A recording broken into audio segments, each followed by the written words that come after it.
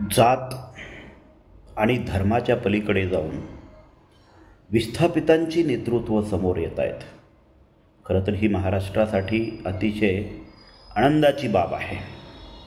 पण महाराष्ट्र आमच्या बापाची जहागिरी आहे, तो आमच्या बापाशिवाय दुसरं कोणालाही इथं मोठा होऊ देणार नाही, अशा पद्धतीची समाजव्यवस्था निर्माण करणाऱ्या लोकांसाठी खरं तर ही धक्कादायकच घटना आहे. कारण तसे धक्कादायक निकाल त्या विस्थापितांनी मागच्या लोकसभेमध्ये महाराष्ट्रात लावून दाखवलेले आहेत.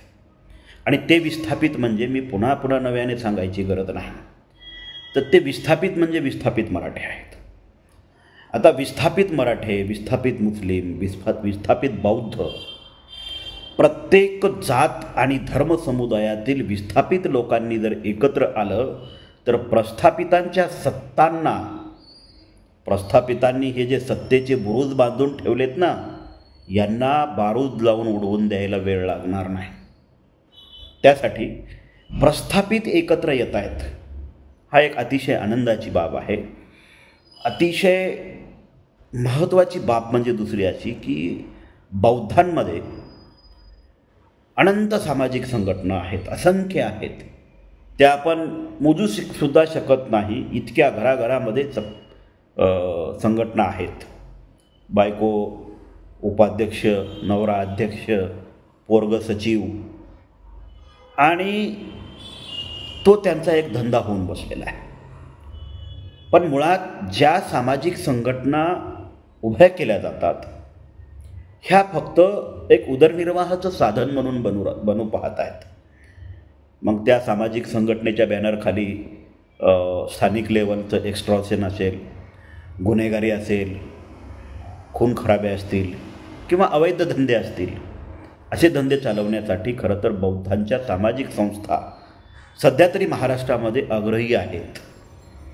पण ह्या सामाजिक संस्था राजकीय पटलावर समाजाच्या राजकीय प्रश्नावर किंवा राजकीय भूमिका घेताना दिसत नाहीत. ज्यामध्ये अतिशय फार कमी संघटना अशा आहेत की ज्या राजकीय भूमिका घेत आहेत.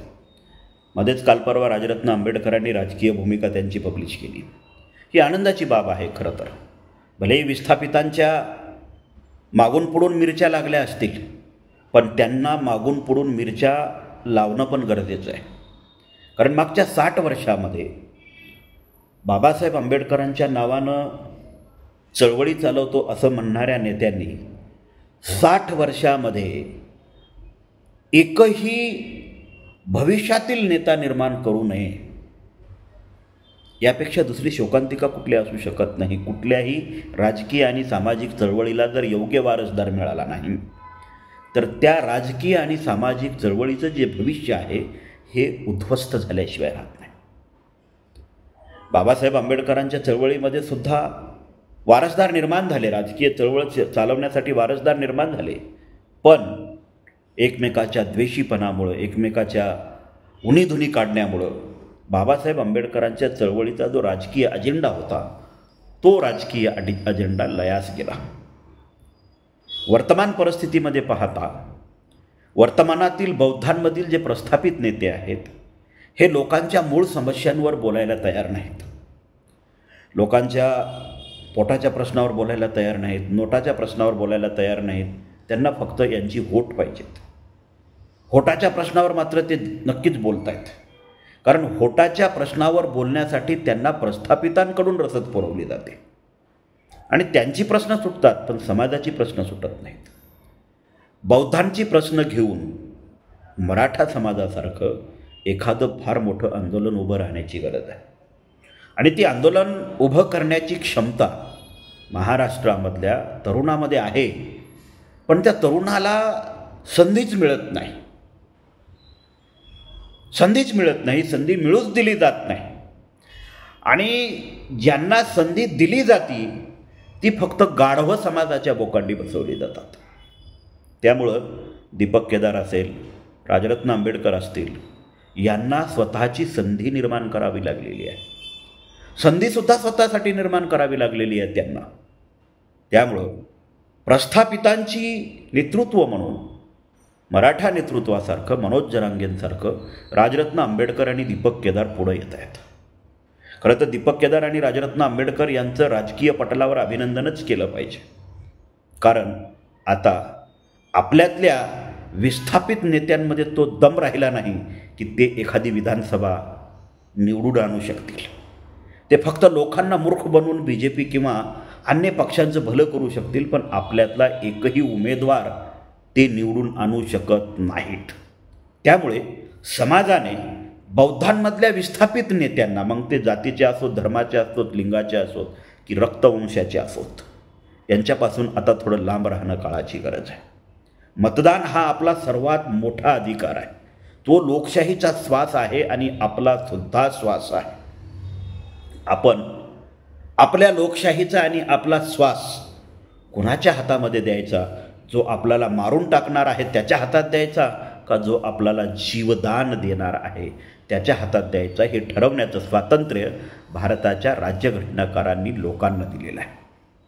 त्यामुळं मागच्या 60 वर्षामध्ये आपली राजकीय पटलावर झालेली जी पिछेहाट आहे, जी उद्ध्वस्तीकरण झालेलं आहे, ते पाहता आपण आता आपल्या समाजातील नवीन नेतृत्वांना, नवीन तरुणांना खरं तर संधी देण्याची गरज आहे. त्यांच्या पाठीमागं उभं राहण्याची गरज आहे. म्हाताऱ्यांना तर 60-60 वर्षे आपण संधी दिलेलीच आहे. 60 वर्षामध्ये त्यांनी काय दिवे लावले याचा आराखडा तुमच्या आणि माझ्या सगळ्यांच्याच समोर आहे.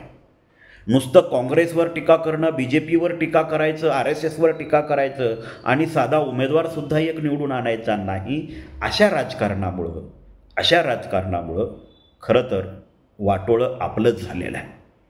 BJP आणि RSSच्या फार जागा कमी झाल्या नाहीत, काँग्रेसच्याही जागा कमी झाल्या नाहीत, पण आपण आपली दिशा चुकलेली आहे. आपण आपली नेतृत्व निर्माण करण्यामध्ये कुठंतरी कमी पडलेलो आहोत आणि त्यामुळं आपल्या समस्या वाढत चाललेल्या आहेत.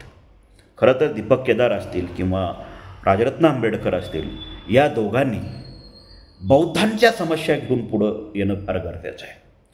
ज्या नेत्यांना, ज्यांना आपण आज नेते म्हणून घेतो, ज्या नेत्यांना 60 वर्षामध्ये आपला बौद्धांचा साधा प्रश्न सोडवता आला नाही, फक्त साधा, बाकी अन्य प्रश्नांवर बेरोजगारी, भूकमारी, भूमिहीन, शेतमजूर, ऊसतोड कामगार या फील्डमध्ये जर आपण बघितलं तर बौद्धांची संख्या असंख्य आहे.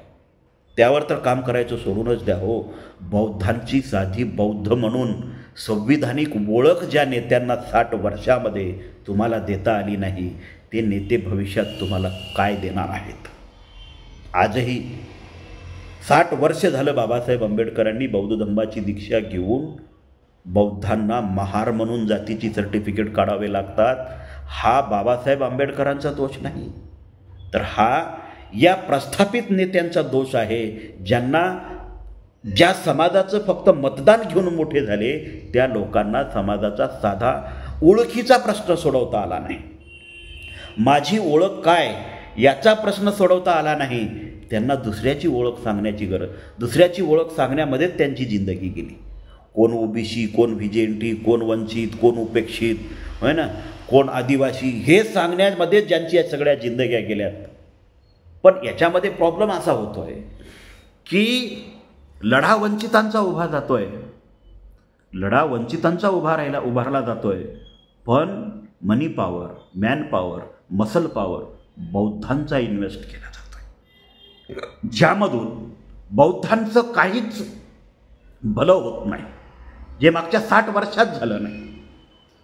2018 पासून राजकीय पटलावर आलेली वंचित बहुजन आघाडी बौद्धांच्या करोडो रुपये बौद्धांचे उद्ध्वस्त करून बसलेली आहे, नष्ट करून बसलेली आहे, धुळीला मिळवून बसलेली आहे.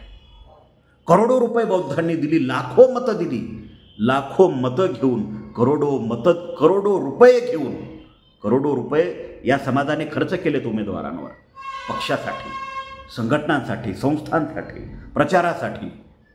त्या समाजामध्ये जर एक आमदार निवडून येत नसेल, एक खासदार निवडून येत नसेल, करोडो रुपये खर्च करून, लाखो मतदान करून जर एखादा आमदार म्हणून निवडून आणता आलं येत नसेल आपल्याला, तर खरं तर अशा परिस्थितीमध्ये नेतृत्व करणाऱ्या व्यक्तींनी संन्यास घेण्याची गरज आहे, घरी जाऊन झोपण्याची गरज आहे. पण त्यांना ते म्हणतात ना, सूंब जळाला पण पीळ उकळला नाही, अशा पद्धतीची सध्याची अवस्था आहे. त्यामुळं दीपक केदार आणि राजरत्न आंबेडकर हे विस्थापितांच्या लढ्यामध्ये सहभागी होत आहेत. मनोज जरांगे यांच्यासोबत ते विस्थापितांच्या लढ्यामध्ये सहभागी होत आहेत. खरं तर हे 3 बॉम्ब आहेत महाराष्ट्रातले. हे 3 बॉम्ब जर एकत्र आले तर या महाराष्ट्रातली प्रस्थापितांची सत्ता उडवून टाकल्याशिवाय राहणार नाहीत.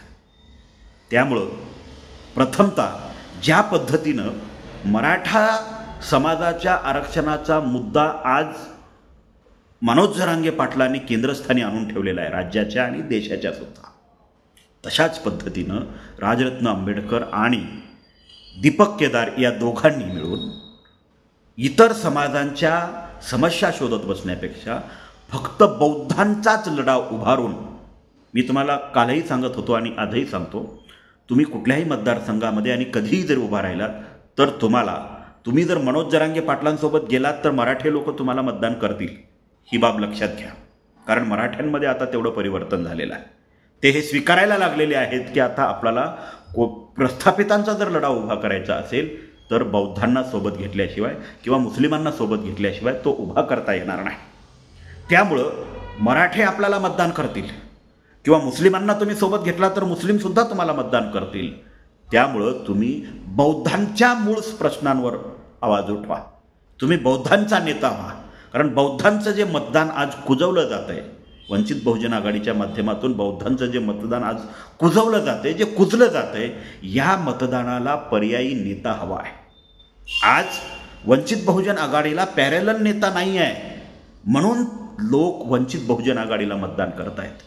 उद्या जर दीपक केदार आणि राजरत्न आंबेडकर यांनी बौद्धांचं भविष्यातलं नेतृत्व होण्याची जर जिद्द दाखवली, बौद्धांची जर प्रश्न केंद्रस्थानी आणली, तर बौद्धांचं हे जे कुजवलं जाणारं मतदान आहे, ज्याच्यातून बीजेपीचे उमेदवार निवडून येत आहेत, हे कुजलं जाणारं मतदान, हे वाया जाणारं मतदान, रक्त आणि भक्तामध्ये अडकलेलं मतदान विचाराच्या दृष्टीने परिवर्तित व्हायला वेळ लागणार नाही.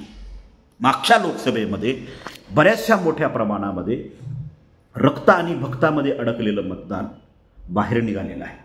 पण त्यांच्यापुढं पर्याय सक्षम नसल्यामुळं ते मतदान काँग्रेस आणि राष्ट्रवादी काँग्रेसला गेलेलं आहे.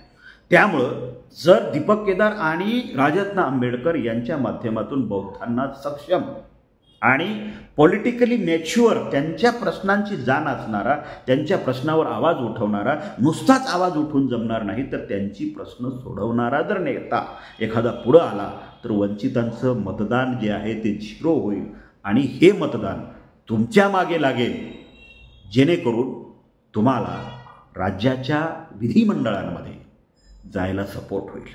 त्यामुळं विस्थापितांचा लढा उभा करत असताना ज्या पद्धतीनं मनोज जरांगे पाटलांनी गरजवंत मराठ्यांचा जो जिव्हाळ्याचा प्रश्न होता, गरजवंत मराठ्यांच्या जिव्हाळ्याचा जो प्रश्न होता रिझर्वेशन, हा जसा प्रश्न त्यांनी हाताशी धरलेला आहे, तशाच पद्धतीनं दीपक केदार आणि राजरत्न आंबेडकर यांनी अन्य बौद्धेतर मंडळींच्या नादी लागून आपला वेळ वाया घालवण्यापेक्षा, कारण ते तुम्हाला तसेही मतदान देत नाहीत, मातंगाई देत नाहीत, ढोरेही देत नाहीत, चांबारही देत नाहीत, कुठल्याच जाती देत नाहीत. तुम्ही ज्यांच्यासोबत अलायन्स करताय त्याच जातींच्या भरवशावर तुमच्या जातीला त्या लेवलला आणण्याची गरज आहे. म्हणजे तुमच्या समुदायाला सुद्धा त्या लेवलला आणण्याची गरज आहे. आणि जेव्हा तुमचा इथला मराठा, मुस्लिम आणि बौद्ध हे 3 समुदाय जर एकत्र झाले तर तुम्हाला दुसऱ्यांच्या मतदानाची गरज महाराष्ट्रातल्या बऱ्याचशा मतदारसंघामध्ये पडणार नाही.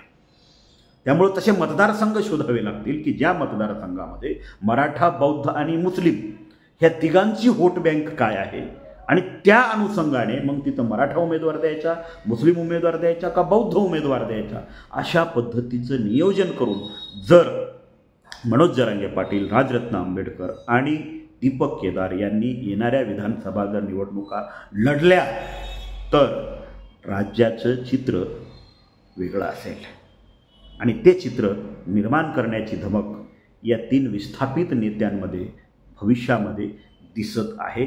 त्यांनी तशी वाटचाल करण्याची गरज आहे. त्यांना माझ्याकडून शुभेच्छा.